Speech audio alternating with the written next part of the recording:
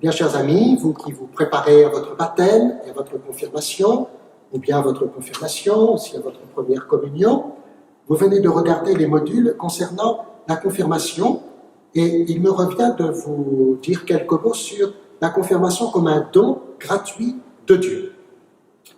Alors, je voudrais simplement, comme ça, vous donner quelques éléments pour que nous puissions bien comprendre que ce n'est pas nous qui décidons de faire la confirmation à la lumière de nos poignets et à leur force, mais que c'est un don que nous recevons.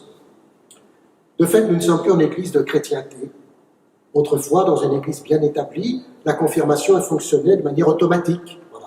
Il y avait une préparation minimum qui suffisait. On recevait la confirmation sans se poser de problème sur sa signification concrète aujourd'hui.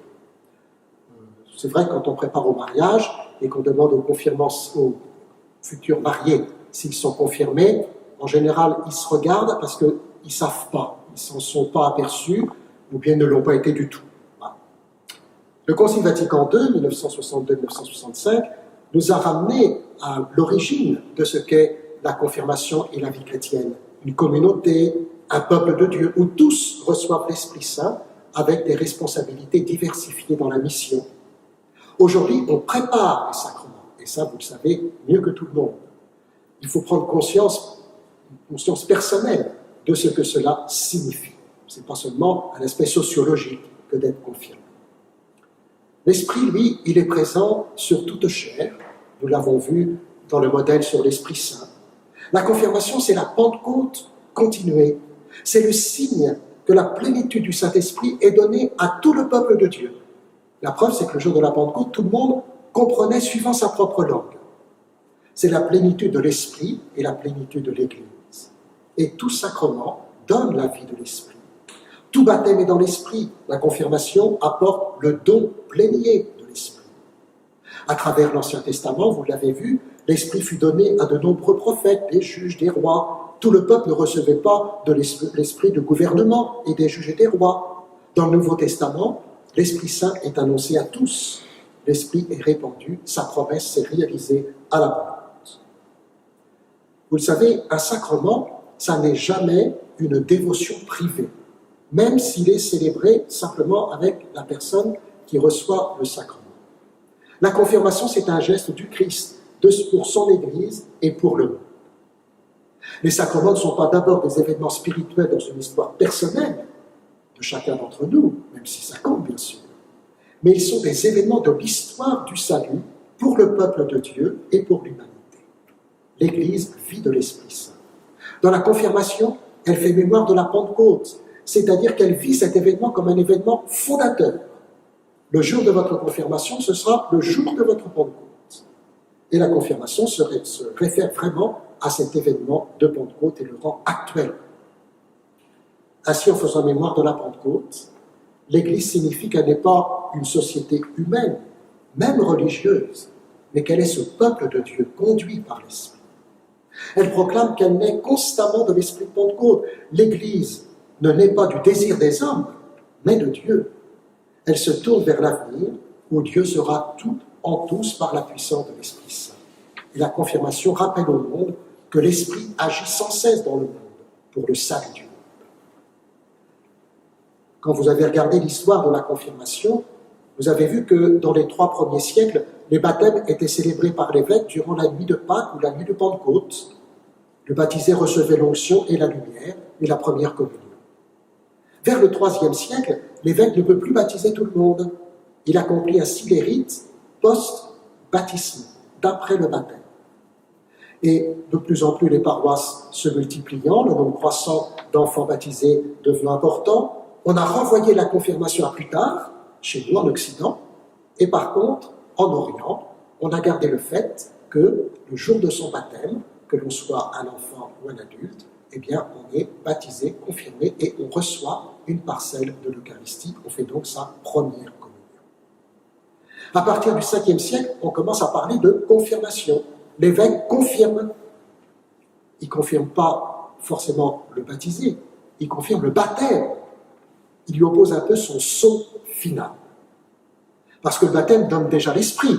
On l'a déjà dit, nous sommes baptisés au nom du Père et du Fils et du Saint-Esprit. Mais la confirmation donne l'Esprit Saint en plénitude. Ces deux sacrements s'appellent l'un l'autre, un peu comme la naissance appelle la croissance. Ce sont deux faces d'une même médaille. Que le commencement que constitue le baptême soit garanti par la fidélité même de Dieu. Vous voyez, c'est ça le don gratuit de Dieu reçu à la confirmation. On vous a sans doute expliqué les rites du baptême et de la confirmation. C'est donc l'évêque, comme successeur des apôtres, qui préside à la confirmation, qui peut déléguer aussi quelqu'un pour le faire, avec ces deux gestes importants de l'imposition des mains, un geste que l'on retrouve partout dans la Bible pour transmettre l'Esprit Saint, et le geste de l'onction avec le Saint-Crème. Quand l'évêque confirme, il intègre un chrétien dans cette communion. On devient majeur dans la foi, quel que soit son âge. Puisque la confirmation donne au confirmant sa pleine stature de baptisé, et donc toute sa place dans l'Église, il est donc naturel que ce soit l'évêque, c'est-à-dire celui qui envoie, l'évêque qui impose les mains et qui fasse ce geste de l'onction du Saint-Crème. La Pentecôte, la confirmation, c'est donc l'Église et les confirmés par l'Esprit pour leur vie publique envoyée, pour annoncer la bonne nouvelle, la bonne odeur du Christ. Vous savez, le Saint-Crème, c'est une huile parfumée, comme quand on met du parfum, il faut que ça sente, sinon c'est pas la peine, on ne met pas de parfum. Et qui donne un sceau, c'est-à-dire une marque ineffaçable. On ne peut pas recommencer à être confirmé. Voilà. Et finalement, être rempli de Dieu, on pourrait dire, c'est vivre d'une odeur de sainteté. Et cette odeur de sainteté nous est en particulier donnée par l'onction du Saint-Crème. Alors, pour bien comprendre que la confirmation, c'est un don de Dieu, qu'est-ce que la confirmation dans la vie chrétienne, dans le chrétien? Tout baptisé, bien sûr, même non confirmé, fait partie de l'Église. C'est puisque c'est par le baptême qu'on entre dans l'Église. Mais par la confirmation, l'Esprit nous rend vivifiants, nous rend contagieux de la vie. Ah, la contagion, c'est bien ce que c'est avec le virus. Mais l'Esprit Saint est encore plus fort que celui-là. Et sa contagion devrait être encore plus formidable. Parce que celle-là, elle ne fait pas mourir, elle donne la vie. Appelés par le baptême, par la confirmation, nous sommes envoyés. Par le baptême, nous devenons disciples de Jésus. Par la confirmation, nous sommes un peu des prophètes, des apôtres, des envoyés. Par le baptême, l'Église devient pour nous une famille, une maison. Par la confirmation, l'Église devient une tâche à accomplir. Nous devenons responsables, davantage encore, de la vie de l'Église. Par le baptême, nous sommes investis, revêtus du Christ. Par la confirmation, nous devenons plus capables de le rayonner, puisque nous avons en nous cette force intérieure de l'Esprit Saint qui ne nous manquera jamais. C'est le même rapport, si vous voulez, entre le baptême et la confirmation que dans le même et unique mystère de Pâques et de Pentecôte. Comme Pentecôte, ça veut dire 50, la fête de Pentecôte se célèbre donc 50 jours après la fête de Pâques. Mais quand on regarde l'Évangile selon saint Jean, Pâques et Pentecôte, c'est le même jour, le soir de Pâques, où Jésus, ressuscité, apparaît à ses apôtres, souffle sur eux et leur dit « L'Esprit soit avec vous ». La confirmation nous rend plus spécialement participants du mystère qui est caractéristique de la Pentecôte. Par le sacrement de confirmation, les baptisés sont liés plus parfaitement à l'Église. Ils sont enrichis d'une façon spéciale par l'Esprit Saint. Placé sous le signe de la Pentecôte, la confirmation est le sacrement de la croissance de l'Esprit. C'est-à-dire qu'avec l'Esprit Saint, nous allons pouvoir continuer notre croissance sous l'action de l'Esprit Saint.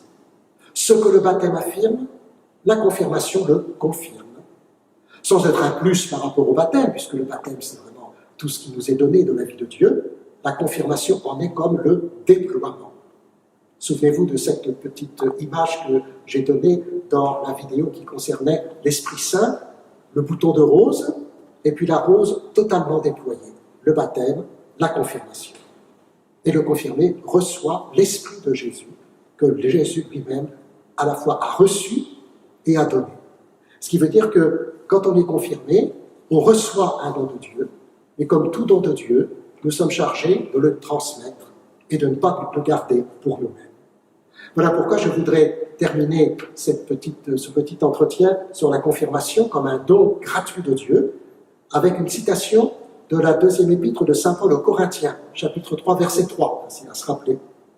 De toute évidence, dit saint Paul, vous êtes cette lettre du Christ, produite par notre ministère, écrite non pas avec de l'encre, mais avec l'esprit du Dieu vivant. Non pas comme la loi, sur des tables de pierre, mais sur des tables de chair, sur vos cœurs. Eh bien, si l'esprit est dans nos cœurs, nous pouvons donc l'accueillir tel qu'il est et le donner, le transmettre tel qu'il est.